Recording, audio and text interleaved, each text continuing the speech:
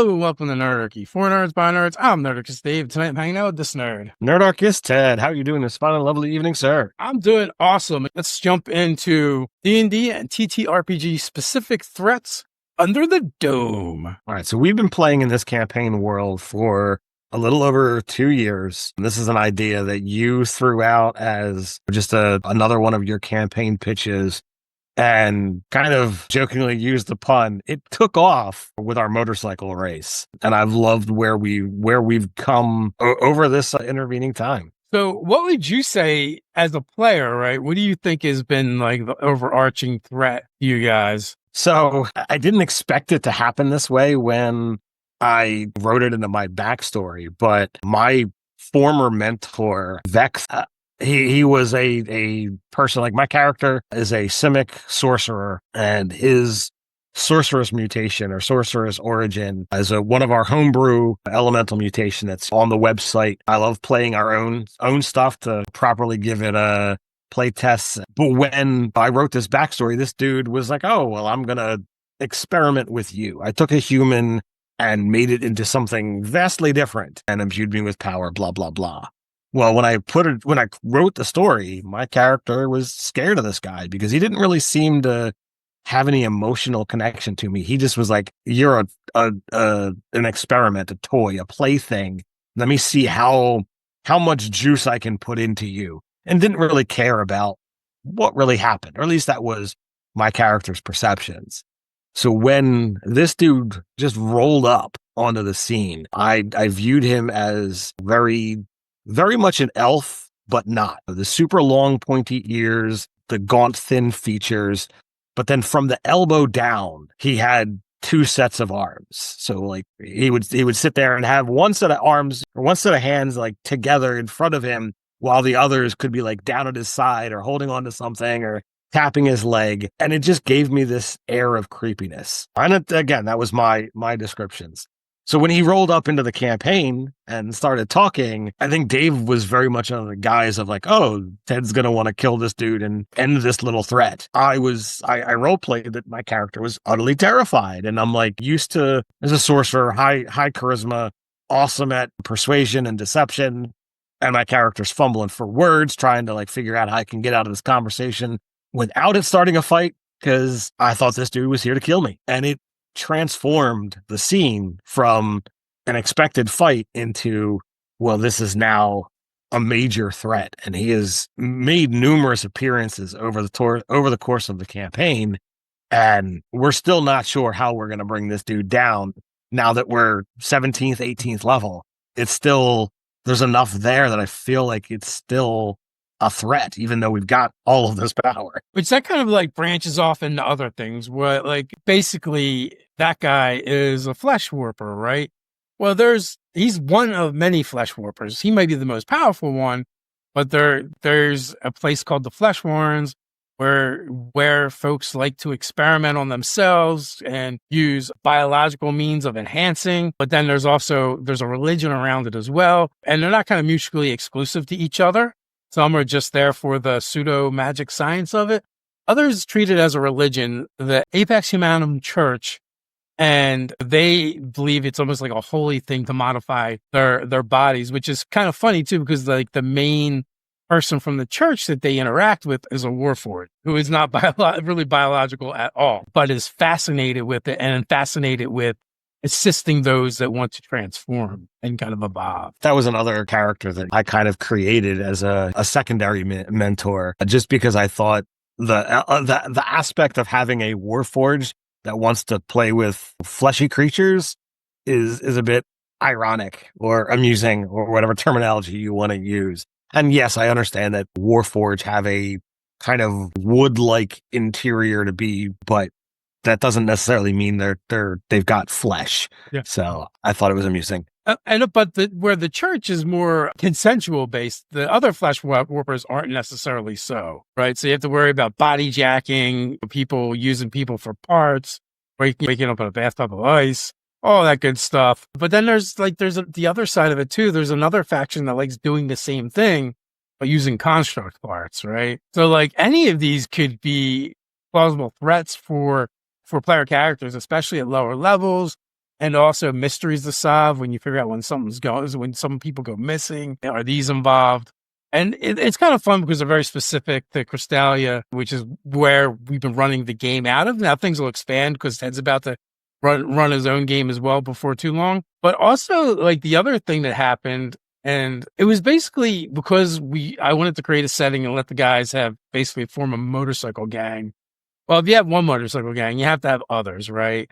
So we have a bunch of other outlaw biker gangs that could potentially be low-level threats, whether you for your particular characters belong to a gang or a club or even ride at all. That doesn't mean they can't show up and be a problem and keep things interesting. And by default, one of the motorcycle clubs that they ran afoul was an outlaw gang called the Fuzz Boys, which are a race that's unique to Under the Dome, the Nibblers, and they're basically like these 7-foot tall humanoid chinchilla folks. Not only did the party have to deal with them when they're racing, but outside of it, because they kind of have a bad attitude, began having to deal with them as well, both as enemies, rivals, but also you guys have worked with some as well in the past to get information and kind of had like decent interactions with. And also like you guys kind of like worked your way into the good graces.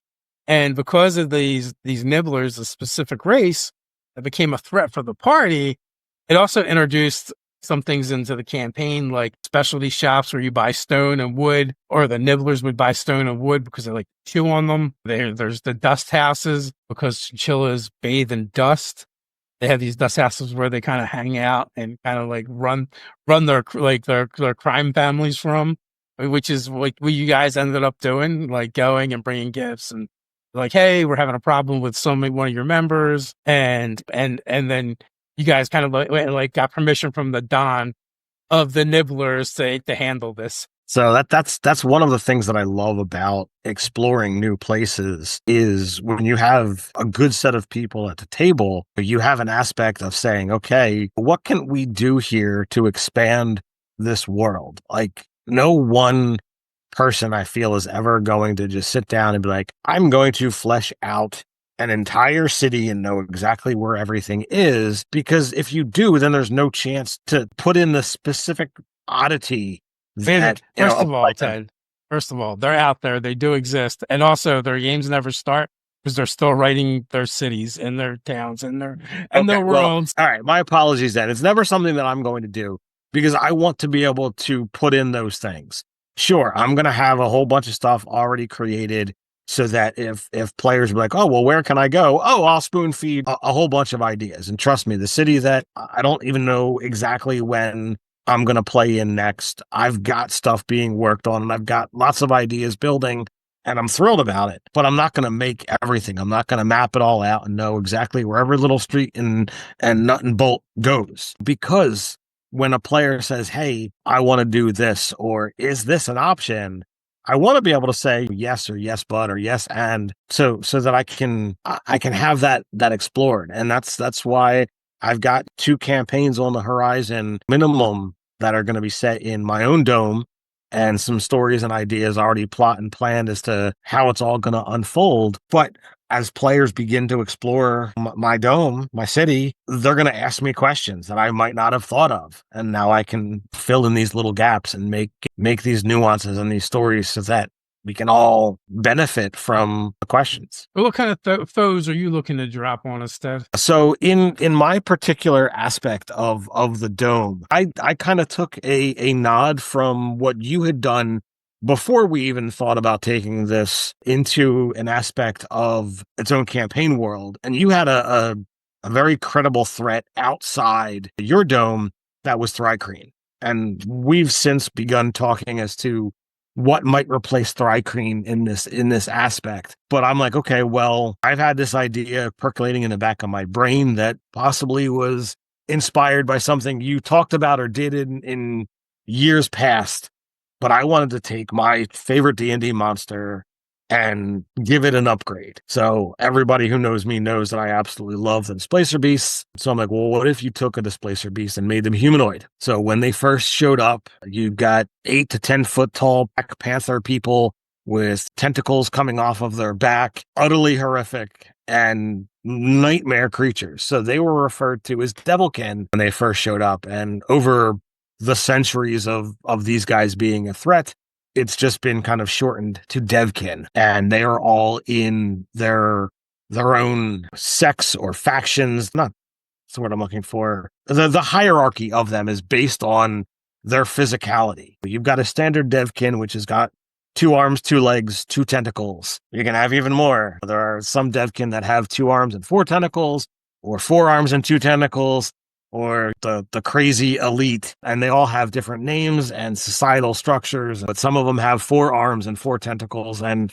dear Lord, you see one of these guys, you're in for the world of hurt. So a lot of tentacles, Ted. That's a lot of tentacles. You got more tentacles than my Eldritch Horrors. So I sincerely doubt that, but it is what it is. But I've been exploring the lore and doing a lot of writing around my city to try and make it more real and alive for when my players decide to eventually sit down and explore this world, that I'm bringing a full elaborate painting that they can be able to see and envision it. What about inside your cities?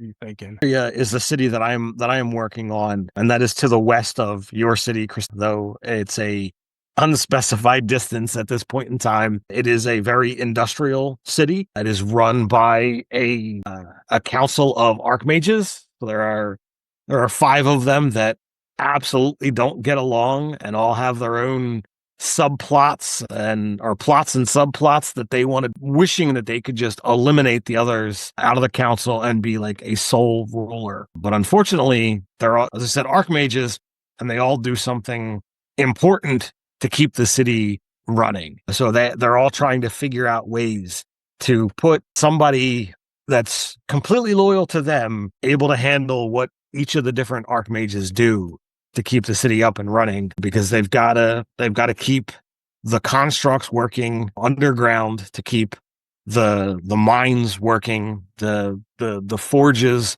working, to keep the tunnels open so the trade can be done underground, to keep any of the farming and that kind of stuff functioning.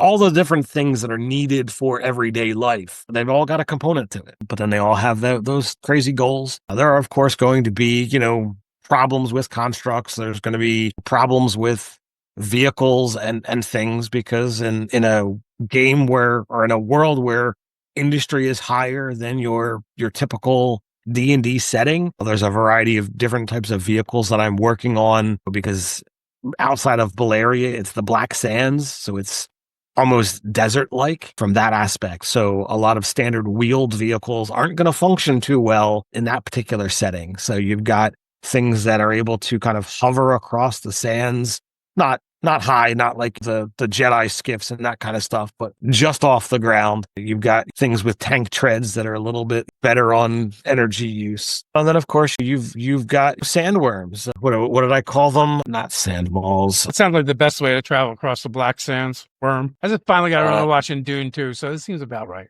Nothing worse than riding across the Black Sands on a worm with no name. You suck. But churn maws are the black sandworms, as they're often called, and I've got multiple sizes to be able to play with. These have the ability to be a small nuisance to low-level adventurers, all the way up to replaces the purple worm, severe power. But these things not only are a major threat to the city, they're also, hey, these things can get kind of big and they're long and meaty. So hunting parties go out to try and bring these things down, hook them, pull them out of the sand, and go and cook them up. Worm steak, indeed. Give me an extra helping of BSW. But I'm as I said, I'm still working on all of this stuff. But I've taken the core concepts of what is a D&D monster, like not all of them. What are the top 10 D&D monsters? And I've said, okay, how can I take these things and make it so that there's an homage to what it was initially, but is something unique and different for our campaign setting? And I could do like a full hour on just monsters of what I've been working on for just Under the Dome, with the amount of things that I've got here. Yeah, it's just utterly crazy, the amount of stuff that I've tried to play with. Yeah, definitely. You've been prolific. I would say one of the other threats that you guys kind of uncovered were the idea of titans that are slumbering. There's at least one out there. So where there's one, there may be more. So that might also be a thing that has to be contended with. And, think, I guess like kaiju or kaiju-esque type monsters that have been a thing in the past. Yeah, I definitely love the idea of the titans having a slumbering aspect and could be major threats to the world. And when you begin looking at the concept of kaiju level, when you have a vast scape of everything out there is horrible, you can have a lot of fun with these things and be like, okay, well, at some point in time, a kaiju thing is going to want to attack a dome, and what's going to happen? I've actually got a dome that has been destroyed.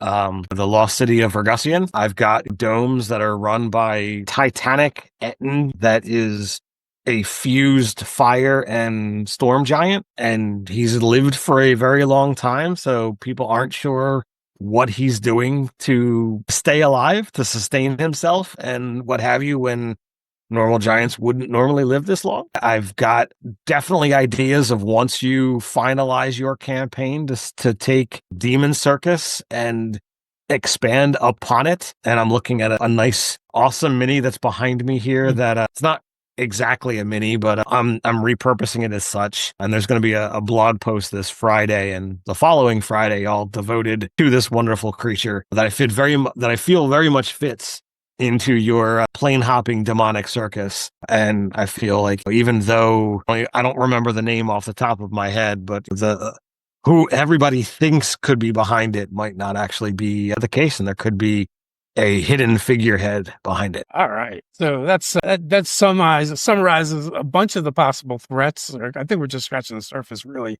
We're under the dome. Well, next time, stay nerdy. Stay nerdy.